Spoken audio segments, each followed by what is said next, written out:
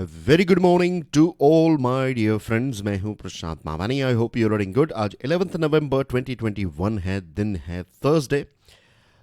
दिन की शुरुआत करते हैं महात्मा गांधी जी के एक कोट के साथ। Strength does not come from physical capacity, it comes from indomitable will.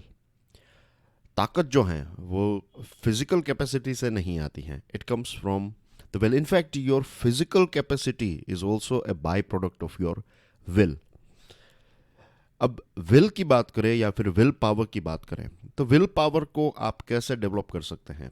देखिए, एक एक इमेजिनेशन में हम जीते हैं, कि इल्यूजन में जीते हैं, कि हम तय करते हैं कि कल से मैं ये चीज़ नहीं करूँगा, और फिर वो हम अ, कोशिश करते हैं और उसमें बहुत बार फेल हो जाते हैं। तो ऐसा क्यों होता है? उसके पीछे रीज़न ये है कि हम एक बहुत बड़ा स्टेप लेने की कोशिश करते हैं। ऑल ऑफ द सडन हम हमारी लाइफ को, हमारी पुरानी हैबिट्स को चेंज करने की कोशिश करते हैं। लेकिन साइंस ये कहता है कि if you want to change something, कोई ऐसी बुरी हैबिट है या फिर नई हैबिट आप डेवलप करना चाहते हैं, तो you have to take baby steps. छोटे छोटे स्टेप्स लेकर छोटे छोटे चेंजेस कीजिए। अगर आप 6 बजे उठना चाहते हैं, हर रोज़ आप 11 बजे उठते हैं और आप 6 बजे उठना चाहते हैं, तो एक दो दिन हो जाएगा, लेकिन बाद में फिर से you will be back to normal. तो स्टार्ट टेकिंग स्मॉल चेंजेस। 10:45 उठिए, फिर 10:30। ये वक्त लगेगा, लेकिन धीरे धीरे करके आपकी आदत जो है वो चेंज हो जाएगी, और ऐसे आप अपना विल जो है उसको और ज़्यादा मजबूत कर सकते हैं। Then you can apply this thing to various different areas of your life. आज हमारे टेबल के ऊपर हैं 4 इंपॉर्टेंट आर्टिकल्स, फाइनेंशियल न्यूज़ भी देखेंगे। प्लीज़ मेक श्योर कि आप इस लेक्चर को दूसरे स्टूडेंट्स के साथ शेयर करें। अगर आप यूपीएससी की प्रिपरेशन कर रहे हैं, तो स्टडी IQ की टीम ने मिलकर एक complete online smart course design किया है। डेमो वीडियोस देखना चाहते हैं, इसकी प्राइस के बारे में ज़्यादा जानना चाहते हैं, सारी इन्फॉर्मेशन आपको हमारी वेबसाइट या फिर मोबाइल ऐप के ऊपर से मिल जाएगी। Investigate the deal, the Hindu का ये आर्टिकल है। It's about Rafale fighter jet deal. France की एक कंपनी है, फ्रांस की एक वेबसाइट है, मीडिया पार्ट इसका नाम है, और इस मीडिया पार्ट कंपनी ने ये पब्लिश किया है कि ये जो पूरी डील हुई है, ये रफाल बनाने वाली जो कंपनी है, इसका नाम है डेसो एविएशन। अब ये डेसो एविएशन के ऊपर ये इल्ज़ाम लगाया है कि ये जो पूरी रफाल की डील हुई, उस डील में एक मिडल मैन था। मिडल मैन यानी कि एक प्रकार का आप कह सकते हैं कि ऐसा व्यक्ति जो दो पार्टीज के बीच में डील करवाता है। तो इस मीडिया पार्ट कंपनी का ये दावा है कि सुसैन गुप्ता नाम का एक व्यक्ति है, ये एक डिफेंस कॉन्ट्रैक्टर है और मिडल मैन है, और इसको 7 मिलियन यूरोज दिए गए किकबैक्स में। किकबैक्स यानी कि उसको पैसे दिए गए कि आप ये डील जो है वो फाइनल करवा दीजिए। हमारा प्रोडक्ट जो है, अगर हमारा प्रोडक्ट कंपनी ने या फिर देश ने खरीद लिया, तो हम आपको इतने पैसे देंगे। तो उसमें स्टार्टिंग में कुछ दिए होंगे, बाद में कुछ दिए होंगे। वी आर नॉट श्योर कि ये हुआ है नहीं हुआ है, लेकिन ये इल्ज़ाम जो है वो इसके ऊपर लगाया गया है। मैं ये सोच रहा था कि आप दुनिया का one of the most sophisticated fighter jet बनाते हैं, और उसको बेचने के लिए भी आपको एक मिडल मैन की आवश्यकता पड़ती है। अगर ये हकीकत है या फिर एक इल्ज़ाम है, still it is very early to say. लेकिन जस्ट इमेजिन कीजिए कि डिफेंस के प्रोडक्ट्स के साथ ऐसी चीज़ें होती रहती हैं। ऐसे बहुत सारे इल्ज़ाम अलग अलग देशों के ऊपर, और सिर्फ ऐसा नहीं है कि भारत जब चीज़ें खरीदता है, दूसरे देश भी जब ऐसी चीज़ें दूसरे देशों से खरीदते हैं, तो इस प्रकार के न्यूज़ जो है वो हमें अलग अलग न्यूज़पेपर्स में, ग्लोबल न्यूज़पेपर्स में भी ऐसी चीज़ें पढ़ने को मिलती रहती हैं। सबसे बड़ा नुकसान जो ऐसी चीज़ों का होता है वो ये है कि ये रफ़ाल का ही एग्जांपल ले लीजिए। रफ़ाल फाइटर जेट या फिर इस प्रकार के फाइटर जेट की रिक्वायरमेंट एक लंबे समय से है। इंडियन एयरफोर्स ने एक लंबे समय से भारत सरकार को कहा है कि हमारी जो स्क्वाड्रन की स्ट्रेंथ है, हमारी कुछ 42 जितनी स्क्वाड्रन्स होनी चाहिए। एक स्क्वाड्रन में लगभग 18 जितने फाइटर जेट्स होते हैं, अलग अलग कैटेगरीज के फाइटर जेट्स होते हैं। अगेन उसकी टेक्निकल डिटेल्स में नहीं जा रहे हैं, बट जस्ट बिग पिक्चर समझने के लिए कि अगर हमें हमारे देश की सिक्योरिटी मेंटेन करनी है, एयर पावर को मेंटेन करना है, तो यू नीड 42 स्क्वाड्रन्स।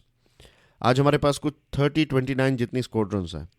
और कुछ समय पहले एक आर्टिकल हमने डिस्कस किया था, उसमें आपको याद होगा, या फिर सारे पॉइंट्स याद नहीं हैं, दैट्स फाइन, लेकिन ओवरऑल एक पिक्चर आपको याद होगा कि स्क्वाड्रन की स्ट्रेंथ जो है वो धीरे धीरे कम होती जाएगी, क्योंकि बहुत सारे ऐसे फाइटर जेट्स हैं जो रिटायर हो रहे हैं, अब उनकी एज हो गई है। और ऐसा नहीं है कि आप सारे के सारे स्क्वाड्रंस में फाइटर, ये रफाल फाइटर जेट्स लगा दीजिए तो आपका काम। आपको लाइट कॉम्बैट एयरक्राफ्ट चाहिए, आपको कुछ ऐसे एयरक्राफ्ट चाहिए जो क्विकली अटैक करके आ जाए, कुछ डॉग फाइट के लिए अच्छे होते हैं। तो उसमें भी जैसे हमारे मोटरसाइकिल्स और कार्स होती हैं कि एसयूवी, हैचबैक, सिडैन, वैसे ही फाइटर जेट्स में भी अलग अलग फाइटर जेट्स की अलग अलग कैपेसिटी और खासियत होती हैं। तो जब ऐसे इल्ज़ाम लगते हैं तो होता यह है कि पूरी जो प्रोसेस है वो स्लो हो जाती है। और ऐसे इल्ज़ाम लेट्स से रफाल के टाइम पर, उससे पहले बोफोर्स में हुआ था, इससे पहले की भी डिफेंस डील्स में ऐसी चीज़ें हमारे सामने आई थी। तो फिर फ्यूचर की जो भी डील्स होगी उसकी प्रोसेस भी बहुत ही लेंथी हो जाएगी। एक तरफ आपकी नेशनल सिक्योरिटी है और दूसरी तरफ आपको ये सारी जो प्रोसीजर्स हैं, प्रोसेसेस हैं, उसको फॉलो करना पड़ता है। तो इवेंचुअली किसका नुकसान होता है? देश का नुकसान होता है। तो हिंदू न्यूज़पेपर ने एक रिविलेशन किया था। हिंदू न्यूज़पेपर ने ये जो प्रोसीजरल वायोलेशंस हैं उसको स्टडी किया, और हिंदू न्यूज़पेपर का ये दावा है कि ये जो रफाल की डील हुई तो उसमें फाइटर जेट्स की प्राइजेस बहुत ज़्यादा थी। फिर ऑफसेट पार्टनर, ऑफसेट यानी कि एक नई चीज़ सरकार ने ऐड की है ऑफसेट में। तो इसमें यह है कि अगर हम आपसे सामान खरीद रहे हैं तो आपको कुछ चीज़ें हमारे देश में प्रोड्यूस करनी पड़ेगी। हमारे देश के मैन्युफैक्चरिंग कंपनी के साथ, आपको जो भी मैन्युफैक्चरिंग कंपनी सही लगती है तो उनके साथ आप डील करेंगे, और 30% जितना सामान जो है वो आप हमारे देश में प्रोड्यूस करेंगे। तो इस प्रकार की जो ऑफसेट डील हुई थी तो उसको लेकर, choice of the offset partner को लेकर प्रश्न उठाए थे। फिर एंटी करप्शन क्लोजेस को रिमूव किया गया, waiving the requirement of a bank guarantee, among other issues related to India-France Intergovernmental Agreement IGA signed in 2016। 2007 से लेकर 2012 की बात करें तो ये सुशैन गुप्ता का नाम आता है, और ये किकबैक्स की बात मीडिया पार्ट ने बताई। और हिंदू का कहना यह है कि ये 2016 में जो डील हुई, तो इस टाइम पर यूपीए की सरकार थी, इस टाइम पर एनडीए की सरकार है। तो इंटर गवर्नमेंटल एग्रीमेंट जो हुआ, तो इस एग्रीमेंट में भी बहुत सारे लूप होल्स, बहुत सारे इश्यूज हमें देखने को मिल रहे हैं, as per the Hindu newspaper. Media parts article point to a dubious role of middlemen both in the proposal to buy 126 aircraft that was withdrawn and later in the IGA for flyaway aircraft in 2016। इसको समझ लेते हैं। Media part का कहना यह है कि पहले जो डील हुई थी यूपीए के टाइम पर, उसमें यह था कि 126 एयरक्राफ्ट जो हैं वो इंडिया फ्रांस से खरीदेगा। तो इसमें भी मिडल मैन का रोल था, और उसके बाद ये डील जो है वो कैंसिल हुई, ये विड्रॉ हुई, और फिर भारत सरकार ने यह तय किया कि हम कुछ 36 जितने प्लेन्स जो हैं वो आईजीए, यानी कि दोनों देशों के बीच में direct government to government deal होगी, और इसमें फ्लाई वे एयरक्राफ्ट, यानी कि फ्रांस में वो एयरक्राफ्ट कंप्लीटली तैयार हो जाएंगे, उड़ने के लिए तैयार, और फिर फ्रांस से उनको डायरेक्टली इंडिया लाया जाएगा। तो ये 2016 में जो डील हुई, इसमें भी मिडलमैन का नाम सामने आया है।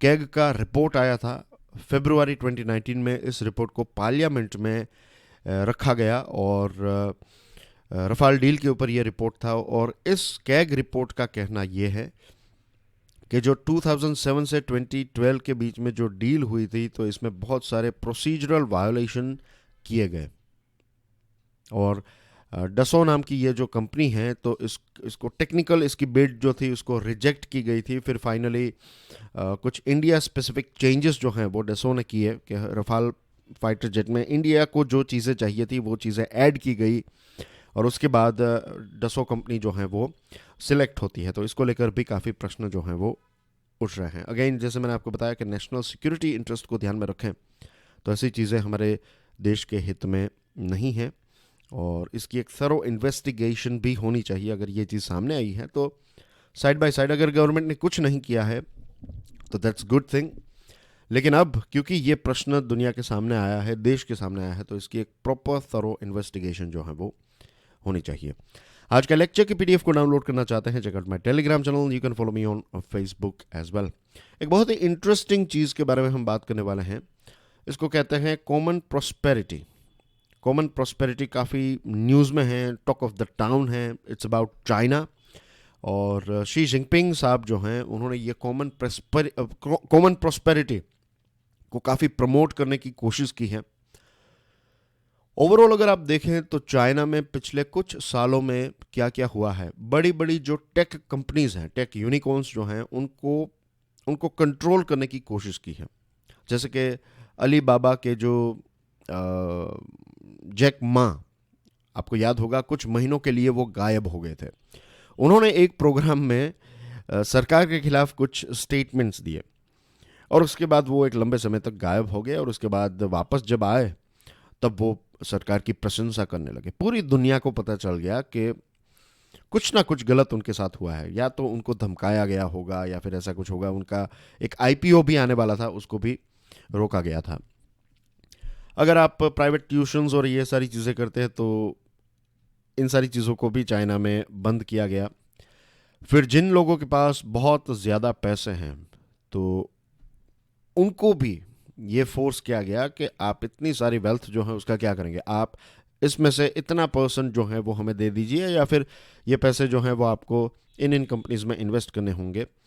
तो ज़्यादा पैसे भी अगर आप कमा लेते हैं वहाँ पर तो भी आपके किसी काम के नहीं रहते हैं, आपको वो पैसे जो हैं वो देने पड़ते हैं। तो ये एक डर्टी सिस्टम जो है वो चाइना में एक लंबे समय से चल रही है। अब चाइना के बड़े बड़े शहरों को अगर आप देखेंगे, शंघाई है, बीजिंग है, इसके अलावा भी बहुत सारे दूसरे बड़े बड़े सिटीज़ जो हैं चाइना के, बहुत सारे फिल्मों में भी, जो लेटेस्ट फिल्म्स हैं उनमें भी पिछले 10-15 सालों के फॉरेन फिल्म्स को आप देखेंगे तो यू विल फाइंड के जेम्स बॉन्ड जो हैं वो शंघाई जाते हैं, और फिर शंघाई सिटी जो दिखाया जाता है, थोड़े बहुत सीन्स जो दिखाए जाते हैं, तो लगता है कि ये लंदन, न्यूयॉर्क जैसे सिटीज़ को टक्कर देने वाले सिटीज़ बन गए हैं। तो हमें लगता है कि चाइना जो है एक बहुत ही वेल्थी कंट्री बन गया है। नो डाउट चाइना एक बहुत ही पावरफुल और वेल्थी कंट्री है, इसमें कोई क्वेश्चन नहीं है। लेकिन क्या हम चाइना को स्वीडन, न्यूजीलैंड, ऑस्ट्रेलिया, फिनलैंड हैं, ऐसे देशों के साथ कंपेयर कर सकते हैं जहां पर इकोनॉमिक प्रोस्पेरिटी जो कहते हैं, फाइनेंशियल और इकोनॉमिक स्टेबिलिटी, या फिर सभी लोगों के पास जो लिविंग स्टैंडर्ड्स हैं सभी लोगों के वो काफ़ी अच्छे हैं? क्या सेम चीज़ चाइना में भी है? The answer is no. China में बड़े बड़े सिटीज़ में काफ़ी डेवलपमेंट हुआ है, राइट, काफ़ी लेटेस्ट बन चुके हैं वो। लेकिन गांव को देखेंगे आप, उनके टाउन्स को देखेंगे और गांव को देखेंगे, देन यू विल फाइंड के वहाँ की सोशल लाइफ जो है वो काफ़ी चेंज हो चुकी है। चाइना में भी भारत की तरह जॉइंट फैमिली सिस्टम और ये सारी चीज़ें थी, लेकिन अब चाइना में सिचुएशन ये है, जब से ये डेवलपमेंट की शुरुआत हुई है और जो एक फटाफट डेवलपमेंट हुआ है, मैन्युफैक्चरिंग फैक्ट्रीज और ये सारी चीज़ें जब से अर्बन एरिया में एस्टाब्लिश हुई है, तो गांव के लोग जॉब ढूंढने के लिए जाते हैं शहर की तरफ। अब चाइना में हमारे देश जैसा नहीं है कि आपको मुंबई जाना है, कल लेट्स से मुझे मुंबई जाना है और मैं कल आज से डिसाइड करता हूँ कि कल से मैं मुंबई में रहूँगा, तो I don't have to ask anyone. मुझे सरकार को पूछना, हाँ घर पे पूछने की बात अलग है, लेकिन सरकार को पूछने की ज़रूरत, मुझे सरकार की परमिशन नहीं चाहिए। एज फार एज मुझे वहाँ पर घर मिल जाए या फिर रेंट पर घर मिल जाए तो I can go there and I can do whatever I like. मैं बिजनेस करूँ या फिर घर पे बैठूँ, मुझे कोई पूछेगा नहीं कि आप यहाँ पर क्या कर रहे हैं। चाइना में ऐसा नहीं है। चाइना में if you want to migrate तो आपको डॉक्यूमेंट्स चाहिए, वरना आपको वहाँ पर जॉब ही नहीं मिलेगी। तो एक इट्स लाइक ए वीज़ा, आपको वीज़ा चाहिए, एक प्रकार का वीज़ा। वीज़ा नहीं कहते उसको, लेकिन यू नीड ए परमिशन अगर आपको शहर जाकर काम करना है। तो हस्बैंड एक शहर में काम कर रहे हैं, वाइफ दूसरे शहर में काम कर रहे हैं, उनके बच्चे जो हैं वो गांव में हैं दादा दादी के पास, और वहाँ पर ना तो कोई ऐसी खास एजुकेशन फैसिलिटी और ऐसी जो हमारे देश की सिचुएशन है वैसी सिचुएशन वहाँ पर भी है। हमारे देश से थोड़ी और ज़्यादा डिस्टर्ब सिचुएशन वहाँ पर नज़र आती है। ऐसी भी सिचुएशंस हुई थी कुछ सालों पहले, ये सारी चीज़ें मीडिया में नहीं आती है, लेकिन वहाँ पर जो छोटे बच्चे हैं, टीनेजर्स जो हैं, उनके सुसाइड के केसेस भी काफ़ी बड़े थे, क्योंकि वो अकेले रहते थे। दादा दादी की उम्र ज़्यादा होने की वजह से या फिर नाना नानी की उम्र ज़्यादा होने की वजह से उनकी जो देखभाल है वो इतनी अच्छी नहीं हो पाती थी, पेरेंट्स को नहीं देख पाते थे। तो ऐसे ही गुमसुम रहते थे और ये सारी चीज़ें, डिप्रेशन एक्सेट्रा, और फिर सुसाइड के केसेस भी आए काफ़ी टीनेजर्स के। तो ये इश्यूज चाइना में चल रहे हैं। अब इन सारे प्रॉब्लम्स को सॉल्व करने के लिए शी जिनपिंग ने एक नया एक्शन प्लान तैयार किया है। इसको वो कहते हैं कॉमन प्रॉस्पेरिटी। तो कॉमन प्रॉस्पेरिटी में नाम से ही पता चल जाता है कि हर एक व्यक्ति के पास इतने पैसे हों, मटेरियल वेल्थ हों, स्पिरिचुअल वेल्थ लेट्स से, और जो लोगों का लिविंग स्टैंडर्ड है, चाइना के लोगों का, सभी लोगों का लिविंग स्टैंडर्ड जो है वो अच्छा हो जाए, मिडिल क्लास जो है वो एक्सपांड हो जाए, गरीबी कम हो, पैसे वाले लोग भी हों लेकिन उनके पैसे के बारे में मैंने आपको बताया कि थोड़े बहुत पैसे जो हैं वो सरकार ले लेगी। और ये कोई नई बात नहीं है, कॉमन प्रॉस्पेरिटी को 1992 से प्रमोट किया जा रहा है, लेकिन शी जिनपिंग इसको एक नए लेवल पर ले जाना चाहते हैं। अब चाइना के बारे में हम जब भी सोचते हैं, आपने कई ऐसे डिबेट्स भी देखी होगी या कभी ना कभी आपके दोस्त ने भी आपके साथ ये डिस्कशन किया होगा कि भारत में और चाइना के बीच में जो डिफरेंस है, जो उनकी स्पीड है, डेवलपमेंट की स्पीड है, ग्रोथ की स्पीड है, उसको मैच नहीं कर सकते, क्योंकि हमारे देश में डेमोक्रेसी और वहाँ पर तो एक पार्टी, एक व्यक्ति का रूल चलता है पूरे देश के ऊपर। तो वो व्यक्ति यानी कि शी जिनपिंग जो डिसाइड करेंगे वो चीज़ पूरे देश में इम्प्लीमेंट हो जाएगी। हमारे देश में ऐसा नहीं है। कुछ हद तक यस, ये बड़े बड़े डिफरेंसेस हैं, लेकिन अगर आप इसको बारीकी से देखें, आप अगर इसके शेड्स को समझने की कोशिश करें या फिर समझ लें, then you will find this fact कि क्या ऐसा जीवन किसी को, जो अभी मैंने चाइना के बारे में आपको बताया, क्या ऐसा जीवन किसी को भी लॉजिकल व्यक्ति को ये चीज़ें समझ में आएगी? The answer is no. Human beings जो हैं, भले ही हमारा कल्चर अलग हो, हमारी रेस अलग हो, कोई चाइनीज़ है, कोई ब्रिटिश है, कोई इंडियन है, कोई अफ्रीकन है, लेकिन बेसिक चीज़ें जो हैं वो हम सबकी सेम रहती है। हमें भी अपने परिवार के साथ रहना है, बच्चे, पेरेंट्स एक्सेट्रा के साथ रहना है, ये सारी चीज़ें जो हैं वो सभी के एस्पिरेशंस होते हैं। तो चाइना में भी सोशल डिसइंटीग्रेशन जो है वो बढ़ता जा रहा है और वहाँ पर भी पॉलिटिकल पोलराइजेशन देखने को मिल रहा है। अगर राइट टाइम पर इन लोगों को मीन्स सरकार ने अगर इन लोगों को ये सारी मटेरियल, स्पिरिचुअल और मोरल लाइव्स और जो भी बड़ी बड़ी प्रोमिसेस हैं, अगर ये फुलफिल नहीं की, तो वहाँ पर भी विरोध हो सकता है। और जब ऐसा विरोध होता है तब सरकारें या तो बदल जाती हैं, या तो जो मेन लीडर है उसको बदलना पड़ता है, या फिर पूरी सिस्टम भी चेंज हो सकती है।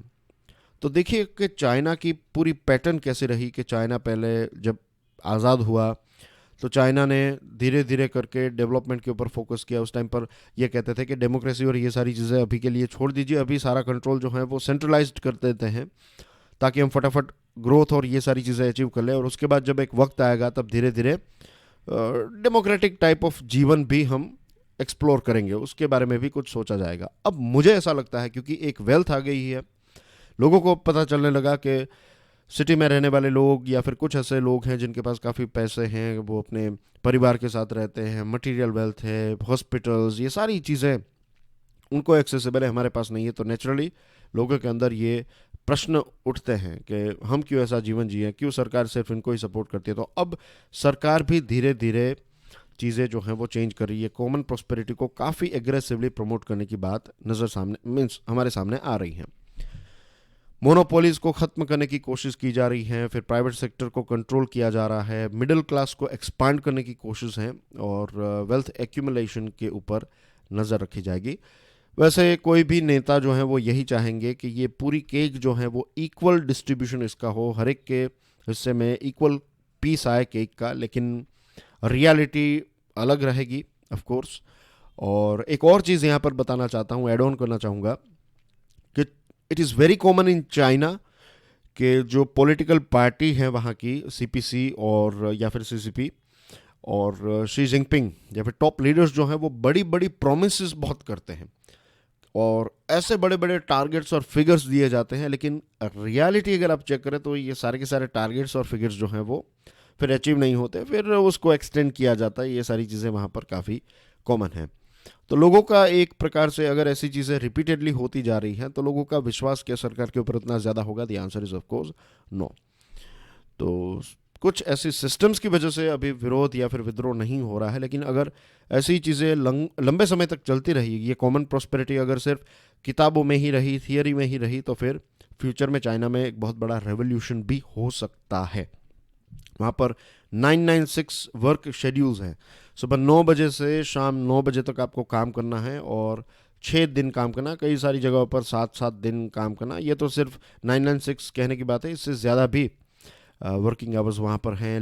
लेबर रूल्स और ये सारी चीज़ों को काफ़ी रिप्रेस किया जाता है और उसके बेसिस पर ही चाइना का ये ग्रोथ हुआ है। बच्चों के पास स्कूल में ये कहा जाता है कि आपको एंटरप्रेन्योरशिप सिखाई जाएगी और फिर खिलौने की फैक्ट्रीज जो हैं वो रॉ मटेरियल वहाँ तक पहुँचा देती है और बच्चे जो हैं वो उन खिलौनों को असेंबल करते हैं।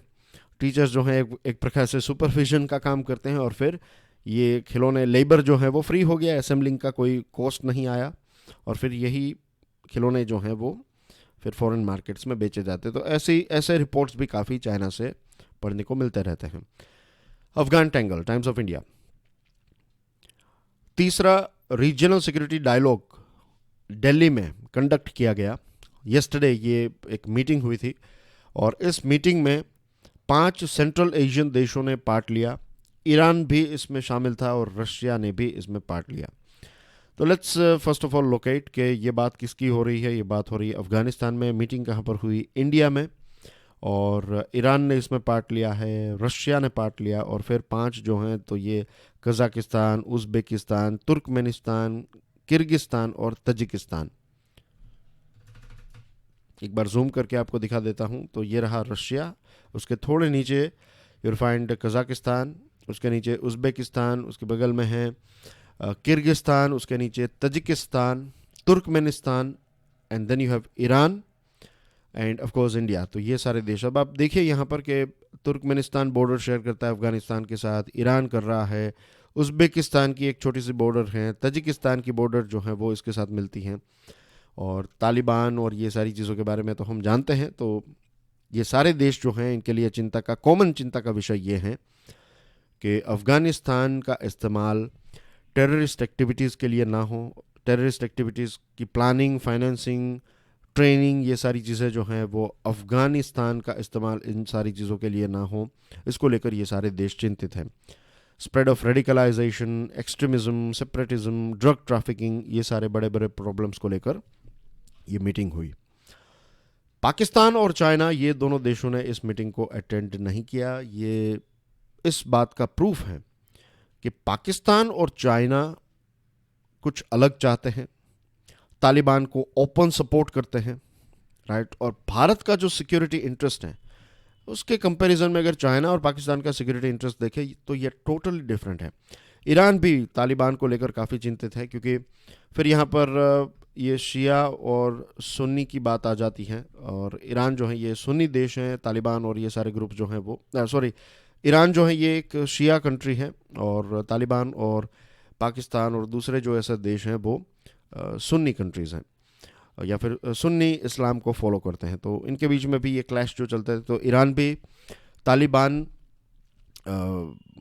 ने जो टेक ओवर किया अफगानिस्तान में, तो इसको लेकर काफ़ी चिंतित हैं। Nor should the Delhi conference be juxtaposed with Pakistan's Trioca Plus Summit on Afghanistan kicking off today। आज पाकिस्तान में एक मीटिंग होने वाली है, इसमें चाइना पार्ट लेगा, यूएसए लेगा, रशिया लेगा और तालिबान के भी मेंबर्स जो हैं वो इसमें शामिल होंगे। तो प्रश्न ये उठता है कि ये सारी चीज़ें हो रही है तो भारत को क्या करना चाहिए। इंडिया को मेडिसिन, फूड, ये खाने पीने की चीज़ें, दूसरी जो हैं कपड़े हैं, क्योंकि अब विंटर का समय, विंटर बहुत ही हार्श होती है अफगानिस्तान में। तो ये सारी मदद हम अगर डायरेक्टली अफगानिस्तान के लोगों को पहुंचा सके तो ये एक ऐसा एरिया है जिसको हमें एक्सप्लोर करना चाहिए। कुछ अफगान के लोग भारत में आकर वीज़ा लेकर सेट होना चाहते हैं कुछ सालों के लिए, तो इसको भी हमें एक्सप्लोर करना चाहिए। भारत की काफ़ी एक अच्छी गुडविल है, हमारी छवि या फिर हमारी इमेज जो है वो काफ़ी, अफगानिस्तान के लोग जो हैं वो हमें काफ़ी पसंद करते हैं। तालिबान के साथ तो हमारे ऐसे कोई रिलेशन रहे नहीं, हमने ऑफिशियली कभी भी बातचीत नहीं की थी, लेकिन कुछ समय पहले भारत ने तालिबान के साथ बातचीत करने की शुरुआत कर दी है। अब देखते हैं आगे क्या होता है, लेकिन overall I can say this thing कि चाइना और पाकिस्तान का थ्रेट जो है वो और ज़्यादा इंक्रीज होता जाएगा और ये भारत के लिए एक चिंता का विषय डेफिनेटली है। मे 1000 नायकाज ब्लूम, इकोनॉमिक टाइम्स का ये आर्टिकल है। नायका एक बहुत ही सक्सेसफुल कंपनी है नायका, ब्यूटी प्रोडक्ट्स बनाती है। और नायका के जो फाउंडर हैं उनका नाम है फाल्गुनी नायर। फाल्गुनी नायर जो हैं ये एक बहुत ही कम समय में, लगभग 9 साल का उनका ये समय रहा, 9 साल के अंदर वो भारत के बिगेस्ट सेल्फ मेड बिलियनर बन चुके हैं। और नायका जो है ये ब्यूटी प्रोडक्ट्स बनाती है। अब इनके ब्यूटी प्रोडक्ट्स में of course I am not using it, तो जहाँ जो मैंने पढ़ा है वो आपको बता रहा हूँ कि ब्यूटी प्रोडक्ट्स जो हैं उनके मीन्स बहुत सारी दूसरी भी कंपनीज हैं जो ब्यूटी प्रोडक्ट्स बनाती हैं, तो बहुत सारे अल्टरनेटिव्स या बहुत सारे ऐसे आपको सब्स्टिट्यूट्स जो हैं वो मार्केट में अवेलेबल हैं। तो क्यों नायका जो है ये इतनी बड़ी कंपनी बन गई, दूसरी भी कंपनीज बना रही हैं तो वो इतनी बड़ी क्यों नहीं बन पाई? क्योंकि प्रोडक्ट्स तो चलो अच्छे हैं नायका के, लेकिन इसी के साथ साथ नायका ने टेक्नोलॉजी का इस्तेमाल किया ब्रांड बिल्डिंग के लिए। जो छोटे टाउन्स के कस्टमर्स हैं उन तक टेक्नोलॉजी के माध्यम से नायका पहुंच पाई। बहुत सारे वीडियोस में आप देखेंगे, यूट्यूब के वीडियोस में जब आप स्टार्ट करते हैं तो पहले नायका की एक छोटी सी एड आती है, 5-6 सेकंड्स की, नॉट श्योर एग्जैक्टली, लेकिन नायका की एड आती है और उसके बाद फिर आपका वीडियो स्टार्ट होता है। तो नायका का प्रमोशन जो है वो काफ़ी मीन्स टेक्नोलॉजी का इस्तेमाल, डिजिटल टेक्नोलॉजी का इस्तेमाल काफ़ी किया और छोटे छोटे गांव तक उनके प्रोडक्ट्स जो हैं वो इस वजह से पहुंच गए। तो ट्रेडिशनल जो नॉर्मल जो प्रोडक्ट्स बनाने वाली कंपनीज हैं उन्होंने ये सारी चीज़ें एक्सप्लोर नहीं की थी, लेकिन नायका ने ये चीज़ें की और नायका आज कहाँ से कहाँ ये कंपनी पहुंच गई।